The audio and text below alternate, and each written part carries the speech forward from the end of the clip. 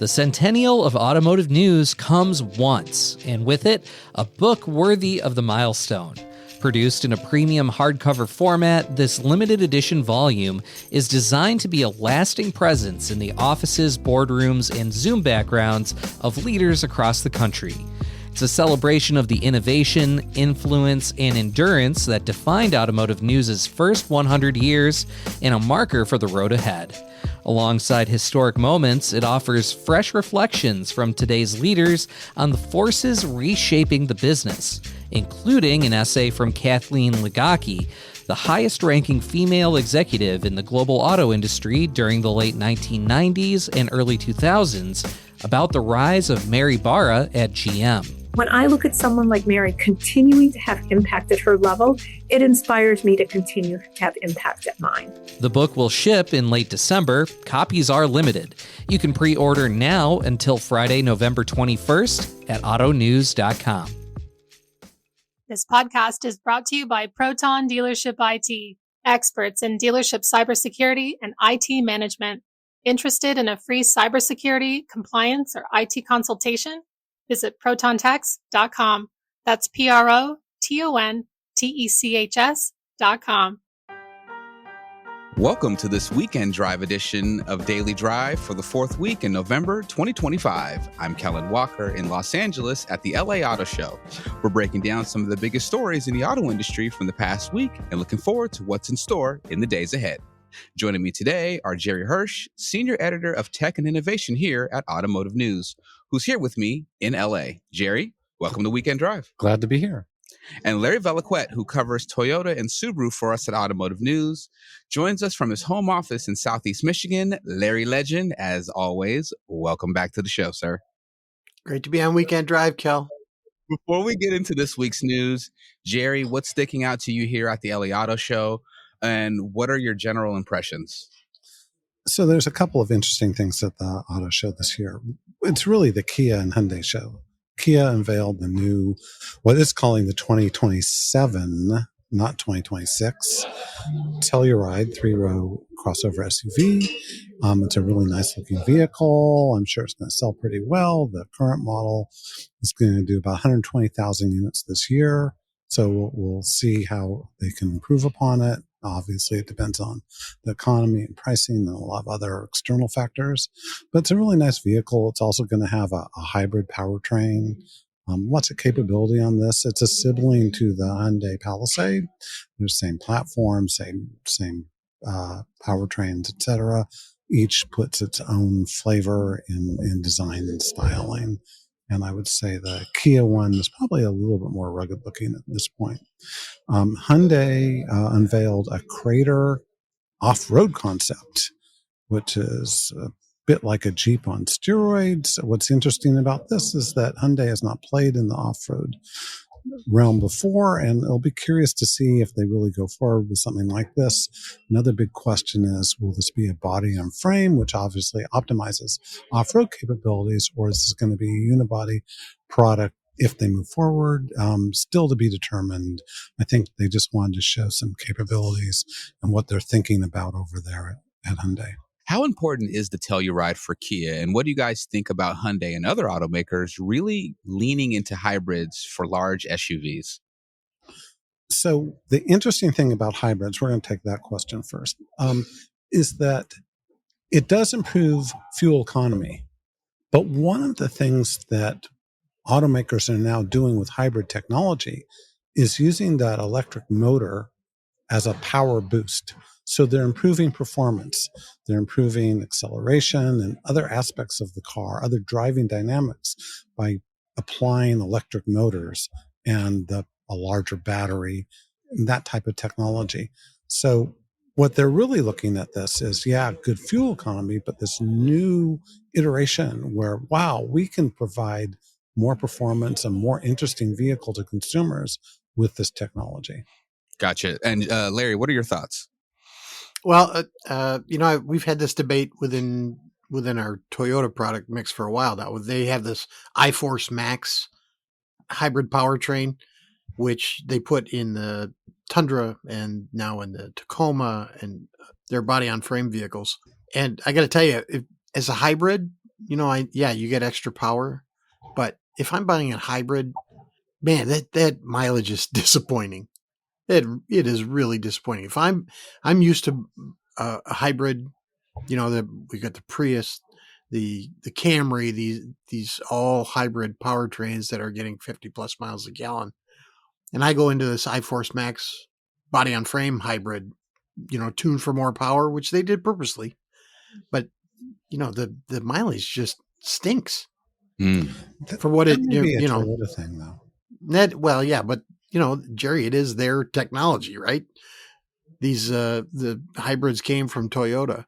When you tune hybrids for additional power, you give up the fuel economy that you might gain, right? It's a choice. It's a product planning choice. It I is get it. about planning choice, but I think it's not quite cut and dry. And let's not cede the whole hybrid market to Toyota just because they've done the most with it in terms of volume.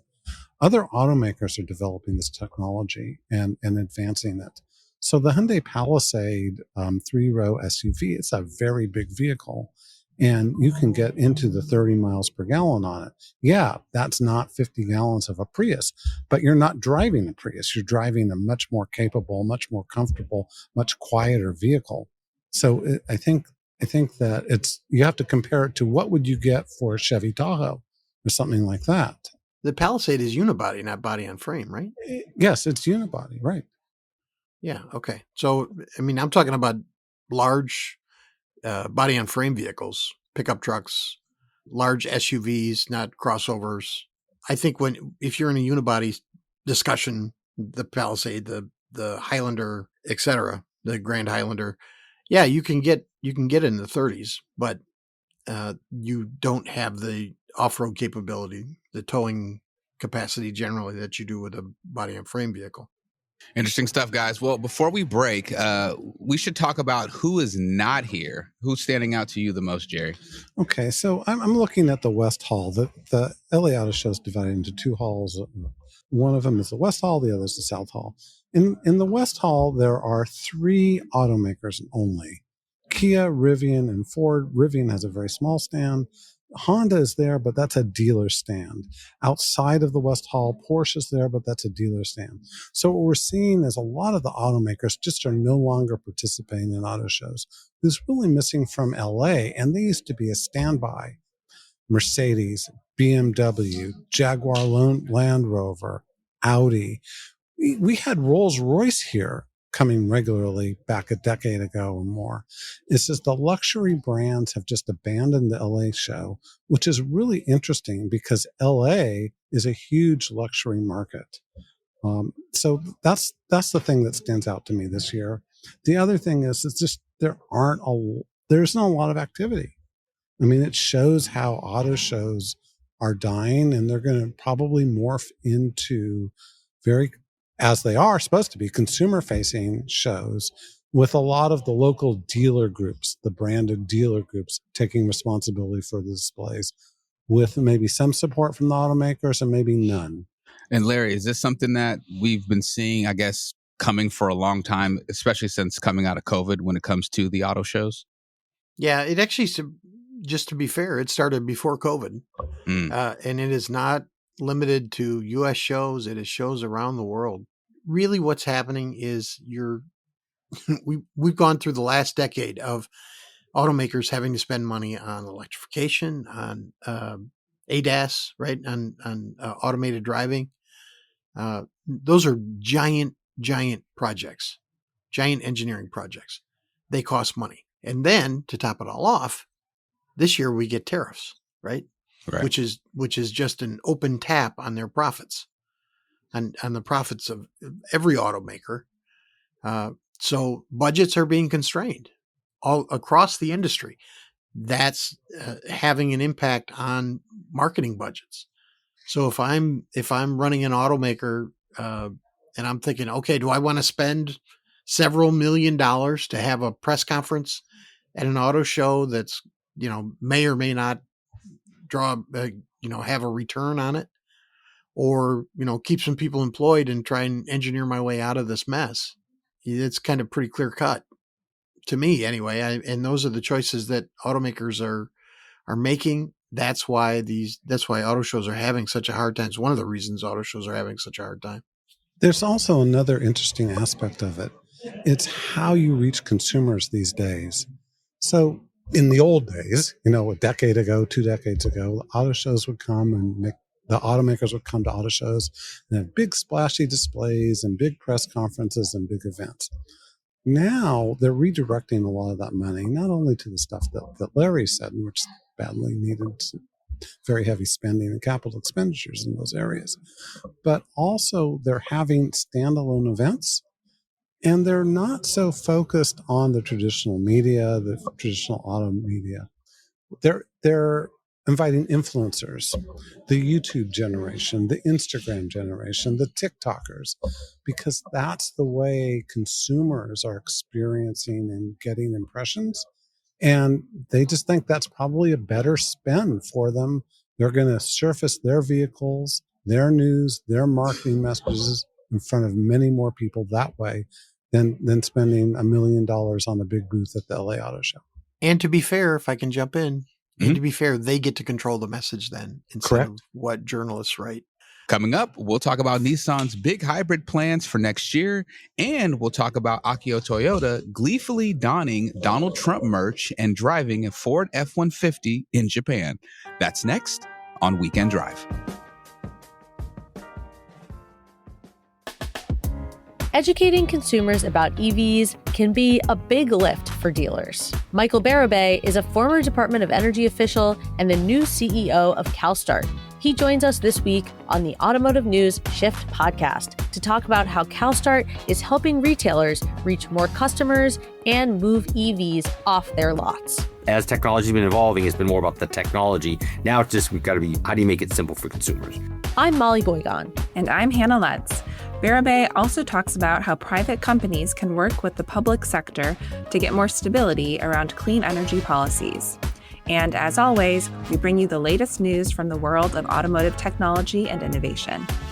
That's available Sunday morning on Shift, wherever you get your podcasts. While you provide top-notch support to your team and customers every day, is anyone taking the time to ensure your sensitive data remains secure? Just one click on a malicious link can place your entire dealership in danger. In fact, the average cost of a data breach surpassed $4 million last year. Stay one step ahead by understanding the threats and minimizing your risk. Proton Dealership IT works around the clock to provide you support 24/7, 365. Operating out of a cutting-edge security operations center located in the USA, Proton continuously monitors, detects, and responds to your potential network issues or cyber threats. You've got a lot on your plate. Keep your focus on where it matters most, your customers. Learn more about our comprehensive services at protontex.com. That's PROTONTECHS.com. Welcome back to Weekend Drive. I'm Kellen Walker with Larry Velaquette and Jerry Hirsch. We ran an exclusive interview this week on Daily Drive from our own Hans Greimel with Nissan CEO Ivan Espinoza. He's working through some big turnaround plans that include an onslaught of new products next year. Larry, I'm curious of what you think about what Espinoza said and your thoughts on his apparent confidence that Infiniti could take on Mercedes and BMW. I tell you what, my takeaway was that is a tough challenge. It's a tough challenge just to try and right the Nissan ship.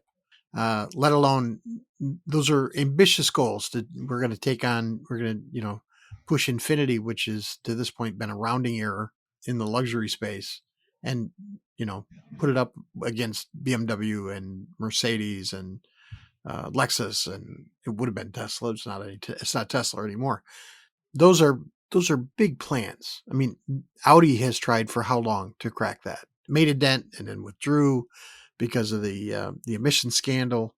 It's a big lift, and I think I wish him well. I don't know how he's going to pull it off. If he does, boy, that'll be the miracle of 2026 for sure. Jerry, what are your thoughts? 1.5 companies have challenged Mercedes and BMW. Lexus, of course. And I think Genesis might be on the way. Not even Cadillac or Lincoln. I mean, just which have been the victims of Mercedes and and BMW. Just nobody else has been able to crack into that hole, which is now probably a threesome. You have to put Lexus there without a doubt. But I don't see, a second label for Nissan doing that. Gotcha. Finally, Larry, we got to talk about Akio Toyoda. Speaking of Hans, he got a picture this week in Japan, which has gone viral, of Akio Toyoda wearing a MAGA hat and a Donald Trump t-shirt. What's the gist? What are your thoughts? Yeah, our good colleague Hans Greimel, never missing anything over there in Japan, got a video and some photos of Toyota Chairman Akio Toyoda putting on a Trump Vance 2024 t-shirt and a Make America Great Again hat at a celebration at Fuji Speedway for, it was supposed to be a celebration of American culture. And it went viral for sure. There are a lot of things that I don't understand why this happened. Mostly and primarily because it abandoned decades of careful, cautious presentation by Toyota, by both Toyota and Toyoda, the Toyoda family, to be apolitical. This is what was really disconcerting, because it was partisan and it was billed as a celebration of American culture, and yet it was this partisan outfit, very partisan outfit. And I don't know why. As our editorial board pointed out, of course, Japan does not turn on every quarter screw of our American culture wars. So it's possible this was just kind of tone deaf, but there's no reason for an automaker to anger unnecessarily half of your audience when there's really no benefit, right? This is a small event in Japan, not meant for international consumption. So Akio dons this. It's a very partisan outfit. I hope it was just tone deafness and that we could put it off to being in Japan and this was an event for domestic consumption. It makes you wonder why you would, given what we went through with Elon Musk earlier this year, right? And what that did to Tesla's sales. It makes you wonder why the chairman would purposely make a choice to jump into this culture war head first for whatever reason. Jerry, do you think this could mess with Akio's legacy? I don't think so. I think at the end of the day, it's going to have no effect on Toyota sales. Yeah, maybe it'll be seen by some as a misstep or a blunder, but I don't think people in California are going to stop buying Toyotas, because most won't even know about this.